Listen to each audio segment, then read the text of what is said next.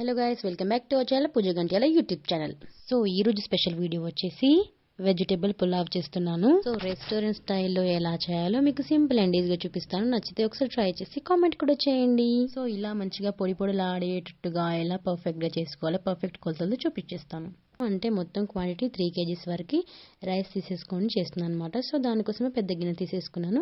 గిన్నెలో అయితే 1 గ్లాస్ వరకు ఆయిల్ అయితే యాడ్ చేసుకున్నాను. సో నేను చూపిస్తున్న ఈ ప్లేట్ లో ఐటమ్స్ అన్ని యాడ్ చేసుకోవాలి. దాల్చిన చెక్క, లవంగాలు, యాలకులు, మిరియాలు అండ్ ఒక స్టార్ పువ్వు. సో ఇవన్నీ మసాలా అయితే యాడ్ చేసుకున్న తర్వాత అండ్ ఒక 5-6 వరకు బిర్యానీ ఆకులు కూడా యాడ్ చేసుకొని కొంచెం మసాలా ఐటమ్స్ అయితే వేగనివ్వాలి. సో అలా వేగిన తర్వాత ఒక 5-6 మిర్చి కూడా కట్ చేసి వేసుకుంటున్నాను, ఒక 7-8 వరకు. సో మిర్చి అయితే కొంచెం మంచిగా ఎర్రగా వేగిపోయిన తర్వాత ఒక కప్ వరకు అయితే ఆనియన్స్ యాడ్ చేసుకుంటున్నాను.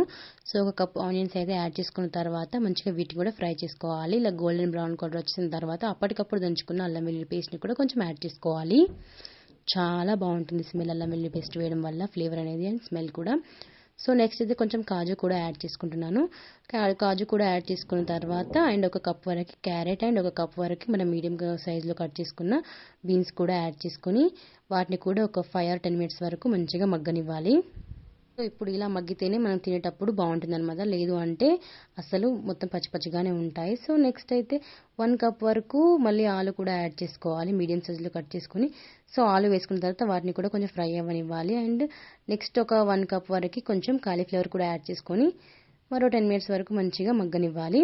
మధ్యలో కొంచెం కసూరి మేతి అని కొంచెం సాల్ట్ కూడా యాడ్ చేసుకొని బాగా మిక్స్ చేసుకోవాలి. అండ్ ఇవి కొంచెం వేగిన తర్వాత లాస్ట్లో ఒక కప్ వరకు పచ్చి బఠానీలు కూడా యాడ్ చేసుకొని ఫ్రై చేసుకోవాలి. ఇవి లాస్ట్లో ఎందుకు అంటే సో పచ్చివి కాబట్టి కొన్ని లాస్ట్లోనే యాడ్ చేసుకోవాలి, లేదంటే ఆయిల్లో వేసినప్పుడు మొత్తం పగిలిపోతూ ఉంటాయి అనమాట.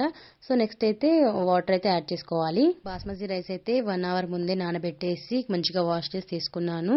సో మనం అందులో వాటర్ వేసాం కదా, 1 గ్లాస్ రైస్కి 3/4 గ్లాస్ వరకు వాటర్ అయితే యాడ్ చేసుకోవాలి. నేనైతే మొత్తం 14 గ్లాస్ వరకు రైస్ అయితే వచ్చిందనమాట నాకు. సో అలా రైస్ కూడా యాడ్ చేసిన తర్వాత ఒక 10 minutes తర్వాత మంచిగా మగ్గడం స్టార్ట్ అవుతుంది. నేనైతే వేడి వాటర్ యాడ్ చేశాను కాబట్టి తొందరగానే మరిగిపోయింది వాటర్. కొంచెం కొత్తిమీర కూడా యాడ్ చేసుకొని మూత పెట్టేసుకొని సో మధ్య మధ్యలో చెక్ చేసుకుంటూ ఉండాలి. సో లాస్ట్లో అయితే ఫైనల్గా 10 or 20 minutes తర్వాత రైస్ అయితే మొత్తం రెడీ అయిపోతుంది.